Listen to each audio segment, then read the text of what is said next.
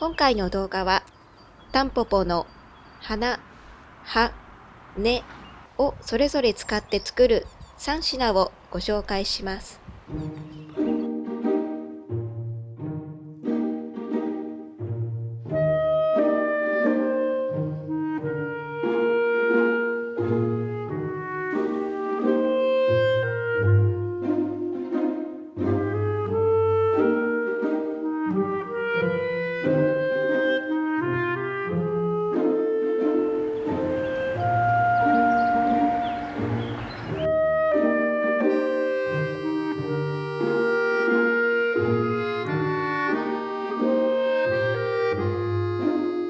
タンポポは農薬がまかれていない場所など、食べても心配のないものをお使いください。私はすべて家のお庭で収穫したものを使っています。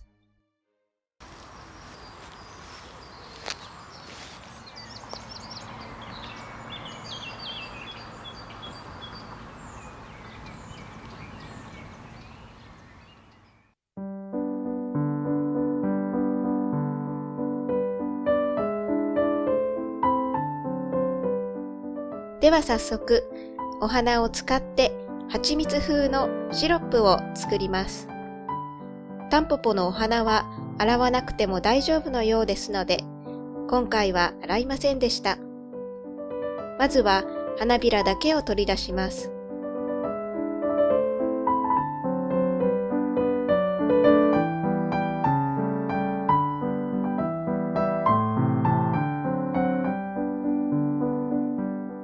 やり方はいろいろ試してみましたが、このように花の根元の緑の部分をハサミで切り、できる限り緑の部分を取り除きます。理由はこの緑の部分が苦いからです。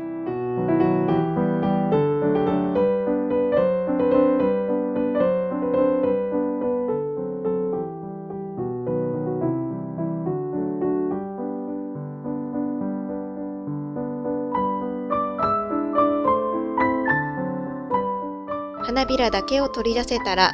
お水を入れます。花びらが浸るくらいを目安に分量を測りました。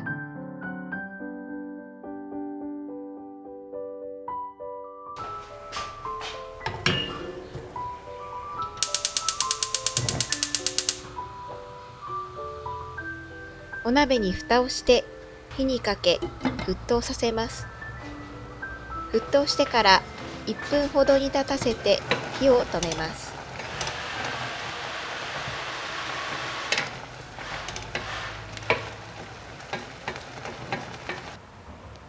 耐熱容器に移し、一晩から24時間置きます。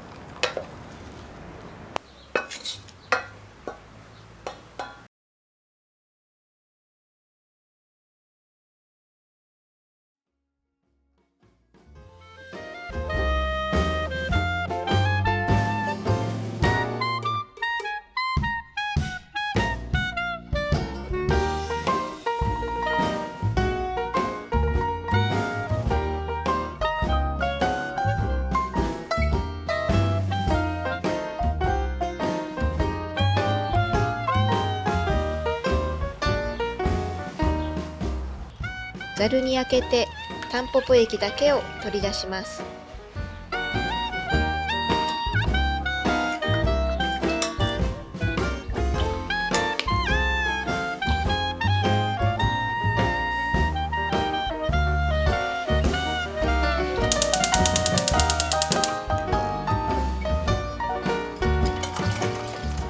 砂糖を入れて火にかけます。砂糖が溶けたら味を見ながらレモン汁を加えて好みの濃さまで煮詰めます。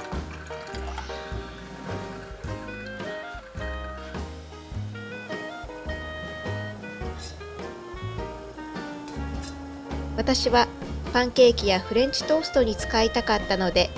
メープルシロップぐらいのゆるさにしました。だいたい30分から40分ぐらいかかりました。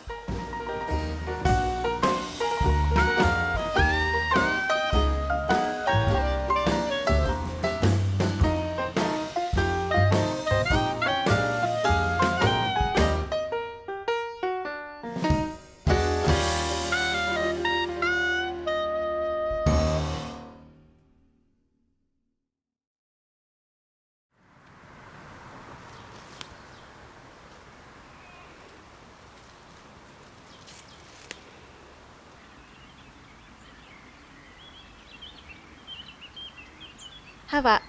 できるだけ若いものを選ぶと、タンポポ特有の苦味が比較的少なく食べやすいそうです。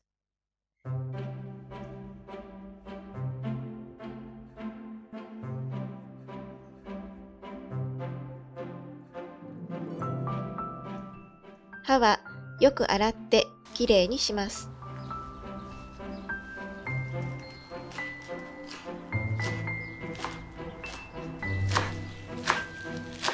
小さく刻んだら、あとは材料をすべて混ぜるだけです。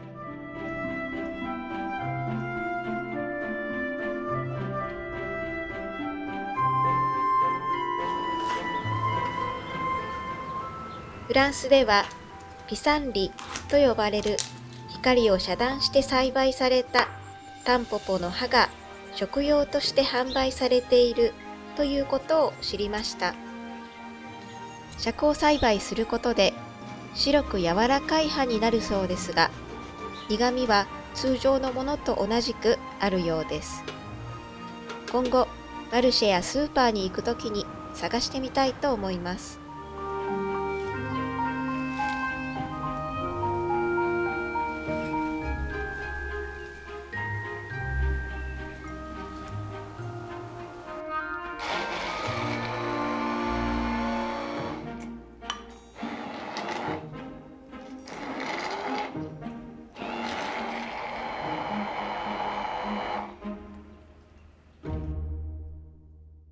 私は家で採れたくるみを松の実の代わりに使い、チーズは家にあったコンテチーズを入れました。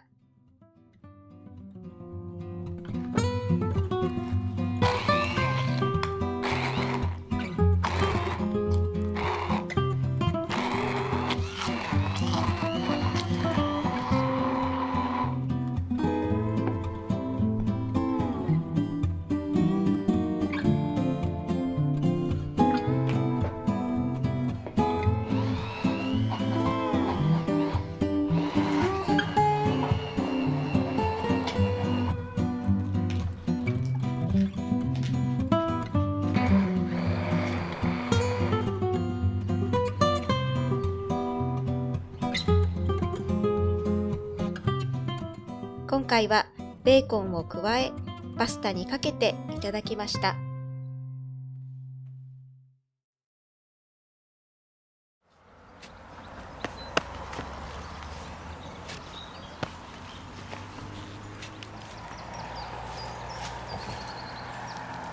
タンポポの根は収穫してきれいに洗う作業が少し大変でした。根は意外に柔らかく、力ずくで引っ張ると簡単に折れてしまいますので、少しずつ折りました。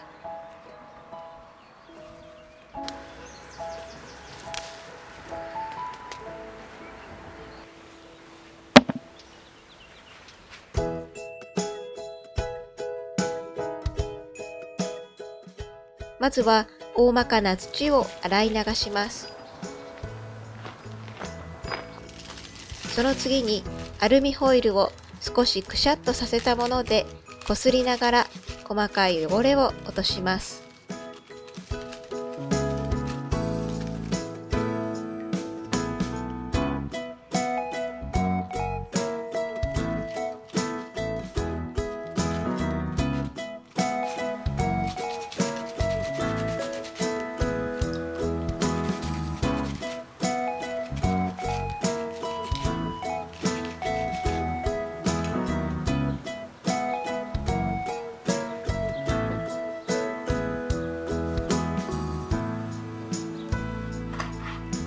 再度水で洗い流したら千切りにします。こちらできんぴらごぼう風を作ってみます。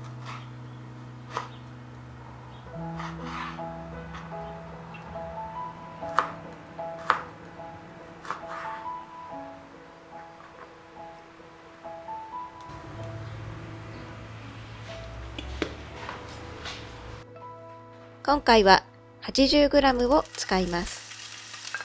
油を敷いたフライパンに切った根を入れ、しんなりするまで炒めます。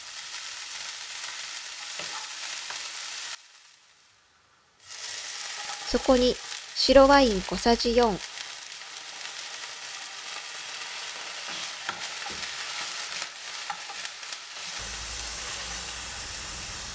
砂糖小さじ3、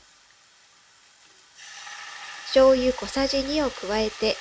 汁気がなくなるまで炒めて完成です。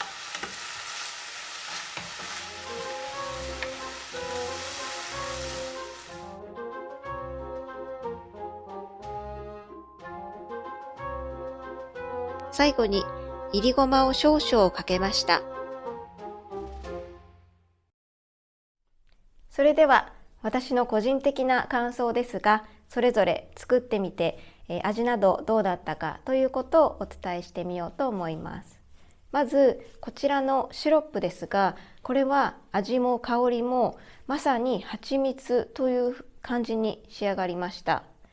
タンポポ液を抽出した時点では香りや甘みはほとんどありませんので、味の決め手は砂糖の量とレモン汁になります。ちょっとどれぐらい持つのかわからないですけれども、なくなったらまた作りたいなと思うぐらい美味しかったです。次にこちらのペーストですが、これは収穫もすごく簡単で、あとは全部ミキサーに入れて混ぜるだけなので、とっても簡単で美味しくできました。ただ少しやっぱりほんのり苦みは残りました。冷凍保存などしていろいろ使えると思いますので、これもまた作ってみようかなという一品になりました。で、最後にこちらのきんぴらごぼう風ですが、これは本当に、収穫してから調理するまでの工程が大変で、今回もこれだけしかできなかったんですが、味としては一口目は、やっぱりきんぴらごぼうの味はするんですけれども、その後、10秒後ぐらいに来る苦みとえぐみがちょっとすごくて、これは作ってみてよかったなと思う一品になりました。では私個人的にまた作りたいなと思ったものをちょっとランキング形式にしてみると、やっぱり一番はこのペーストです。私はそんなに苦みも気になりませんでしたし、やっぱり作るのが一番簡単というところが、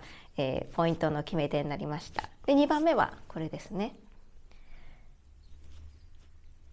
で、おまけにマークが選んだ一番のものはこのシロップでした。マークはこのちょっと苦みがやっぱりどうしても気になるようで、この甘いシロップが一番いいみたいです。ただこのシロップも実はこの花びらを剥がすのに少し手間がかかりますので、作る側の、意見としてはこれはちょっとナンバーワンにはならなかったです。皆さんももしタンポポのレシピでやってみてよかったというものなどありましたら、ぜひコメントで教えてください。こちらの動画もご視聴くださりありがとうございました。